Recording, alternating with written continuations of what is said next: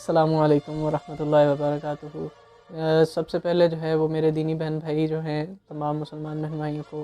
میرا سلام، اور دوسرا جو ہے وہ میں سیرت نبوی صلی اللہ علیہ وآلہ وسلم کا جو ہے وہ مطالعہ کر رہا تھا اور آپ لوگوں کو بتا رہا تھا، تو جس میں ہم نے پچھلی ویڈیو میں ذکر کیا کہ ہم جو ہے وہ حضرت عبداللہ کے نکاح کے متعلق پڑھ رہے تھے کہ حضرت عبداللہ کا نکاح جو ہے وہ حضرت آمنہ سے کیسے ہوا، اور اس ویڈیو کا جو ہے وہ تذکرہ ہمارا جو ہوگا وہ ہوگا کہ حضرت حلیمہ سعدیہ جو کہ بنی سعد قبیلے سے تھیں، انہوں نے نبی پاک صلی اللہ علیہ وآلہ وسلم کی رضاعت یعنی کہ ان کو اپنی پرورش میں لانے کے لیے جو کہ وہ دودھ پلایا کرتی تھیں بنی سعد کی عورتیں، اس کے متعلق ہوگا۔ ویڈیو کا آغاز کرتے ہیں۔ نحمدہ و نصلی علی رسولہ الکریم، اما بعد فاعوذ باللہ من الشیطان الرجیم، بسم اللہ الرحمن الرحیم۔ اب بنی سعد کی عورتیں آیا کرتی ہیں اور وہ جو ہے وہ معاوضے کی طلب میں بچوں کی پرورش کے لیے، ان کو دودھ پلانے کے لیے، رضاعت کے لیے آیا کرتی۔ تو اب ہر عورت کے آگے جو ہے وہ نبی پاک صلی اللہ علیہ وآلہ وسلم کو پیش کیا جاتا، اور وہ جو ہے وہ اس بات سے کہ یہ یتیم ہے اور اس کا کوئی جو ہے وہ ولی نہیں اور اس کے والد نہیں، تو اس وجہ سے جو ہے وہ ان کو چھوڑ جایا کرتی۔ اب کسی عورت پہ کوئی ایک ایسی عورت نہ تھی جس پہ نبی پاک صلی اللہ علیہ وآلہ وسلم پیش نہ کیے گئے ہوں اور اس نے انکار نہ کیا ہو، صرف اس وجہ سے کہ اس کا جو ہے وہ مالی وسیلہ جو ہے، یعنی کہ ان کو اس میں اجرت نہیں ملے گی، مالی اجرت نہیں ملے گی۔ مالی اجرت سے مراد یعنی کہ وہ ان کے فادر اگر نہیں ہیں تو وہ ان کا اجر کون دے گا، جبکہ دنیا یہ نہیں جانتی تھی کہ یہ وہ نبی پیغمبر صلی اللہ علیہ وآلہ وسلم محمد مصطفیٰ صلی اللہ علیہ وسلم آقائے دو جہاں ہیں کہ جن کے لیے دنیا بنائی گئی ہے، اور ان کا اجر تو اللہ تعالیٰ نے خود دینا کہ اللہ تعالیٰ کے محبوب ہیں۔ اب جب حلیمہ سعدیہ کو بھی پیش کیا گیا نبی پاک صلی اللہ علیہ وسلم کو، تو ان کے دل میں یہ آیا کہ انہوں نے فرمایا کہ بے شک میں اس یتیم کو ضرور لے کے جاؤں گی۔ اب چونکہ ہر عورت جو ہے وہ ایک بچہ چن چکی تھی اور قافلہ واپسی کی طرف رواں تھا، تو حضرت حلیمہ سعدیہ نے کہا کہ جب یہ یتیم جو ہے وہ رہ گیا ہے اور اس کو جو ہے وہ میرے دل میں اس کے لیے محبت آتی ہے کہ میں اس کو ضرور لے کے جاؤں گی، تو ان کے خاوند نے کہا کہ بے شک آپ ان کو ضرور لے کے جائیں۔ اور اس طرح سے جو ہے وہ جب آ رہی تھی، اس وقت کا ماجرا یہ تھا کہ جو ان کی اونٹنی جس پہ سوار تھیں اس کا دودھ ایک قطرہ نہ تھا، اور بنی سعد کی طرف جو تھا وہ ایک قحط پڑا ہوا تھا، جس کی وجہ سے وہاں پر جو اونٹنیاں اور جو بکریاں جو چرواہے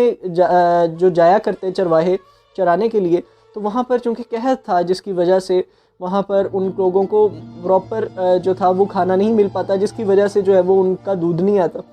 اب اس بات کی وجہ سے جب وہاں پر قحط تھا اور معاملات سارے اس طرح سے تھے، اور فرماتی کہ میرے اپنے پاس جو مطلب اپنے کھانے کا یہ حال تھا کہ بھوک کے مارے ہم لوگ جو ہے وہ ساری ساری رات جاگا کرتے۔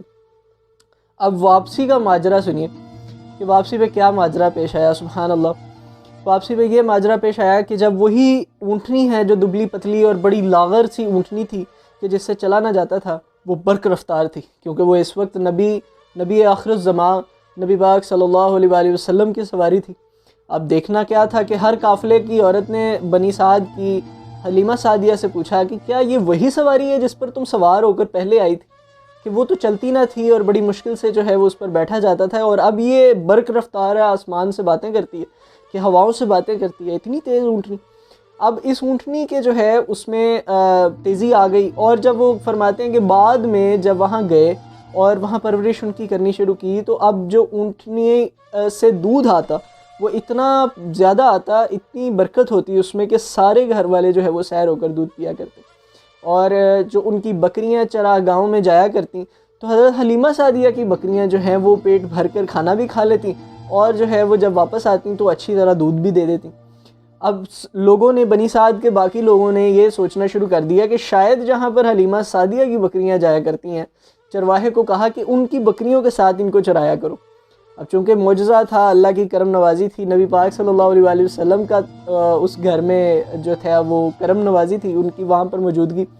اس کی برکت سے جو ہے وہ ان کی بکریاں جو حضرت حلیمہ سعدیہ کی بکریاں تھیں وہ پیٹ بھر کر کھانا بھی کھاتی اور پیٹ بھر دودھ بھی دیا کرتی، لیکن باقی جو ہیں وہ ویسے ہی بغیر کسی قطرے دودھ کے وہاں پہنچ جاتی۔ تو یہ تھا ماجرا کہ برکت کا، کہ حلیمہ سعدیہ نے جو ہے وہ کس طرح سے نبی پاک صلی اللہ علیہ وآلہ وسلم کو اپنے پاس لے کر گئیں اور جو ہے ان کے لیے رضاعت و اعانت کی۔ اب اس ماجرے کے لیے جو ہے وہ میں آپ لوگوں سے اجازت چاہوں گا کہ ویڈیو کی زیادہ طویل ہونا آپ لوگوں کے لیے جو ہے وہ باعث مشقت ہے، تو میں اس میں مختصر سا بیان کر کے آپ لوگوں کے لیے جا رہا ہوں اگلے قصے کی امید سے کہ اگلا قصہ انشاءاللہ ہم ذکر یہ کریں گے کہ وہ 2 سال جب پورے ہوئے تو حضرت حلیمہ سعدیہ نے واپسی کا راستہ اختیار کیا کہ نبی پاک صلی اللہ علیہ وسلم کی والدہ ماجدہ حضرت آمنہ کے پاس گئیں اور جا کر جو ہے وہ نبی پاک صلی اللہ علیہ وسلم ان پر پیش کیے کہ آپ یہ جو ہے وہ ان کو رکھ لیں اپنے پاس جو ہے وہ، چونکہ اب دودھ کی جو ہے وہ 2 سال کی مدت پوری ہو چکی تھی۔ اس پر حضرت آمنہ کے پاس جو تھا وہ اس وقت ان کے دل میں آیا حضرت حلیمہ سعدیہ کی کہ میں جو ہے کچھ عرصہ اور نبی پاک صلی اللہ علیہ وسلم کو اپنے پاس رکھوں۔ اب جو ہے وہ ان دنوں میں مکہ میں جو ہے وہ ایک وبا پھیلی ہوئی تھی، جس کی وجہ سے جو ہے وہ حضرت حلیمہ سعدیہ کے بہت زیادہ اصرار پر حضرت آمنہ جو ہے وہ بھی مان گئی، اور اس طرح جو ہے وہ نبی پاک صلی اللہ علیہ وسلم پھر سے ایک بار حلیمہ سعدیہ کی جو ہے وہ پرورش میں آ گئے، ان کی رضاعت میں آ گئے۔ اب اس کے آگے یہ ہوا کہ حضرت محمد صلی اللہ علیہ وسلم اپنے رضائی بھائیوں کے ساتھ پرورش پاتے رہے، اور 2 سال کے بعد میں جب جیسے ہی وہ بڑے ہوئے اور انہوں نے جو ہے وہ اپنے بھائیوں کے ساتھ بکریاں چرانی بھی شروع کر دی۔ اب اس ماجرے کے بعد میں اگلا جو ماجرا پیش آیا جو کہ حضرت حلیمہ سعدیہ کے پاس پیش آیا وہ یہ تھا کہ شق صدر کا واقعہ۔ شق صدر یعنی سینے کو چاک کر کے جو ہے وہ نبی پاک صلی اللہ علیہ وسلم کے سینے کو دھویا گیا۔ اس ماجرے کا ذکر انشاءاللہ اگلی ویڈیو میں ہوگا،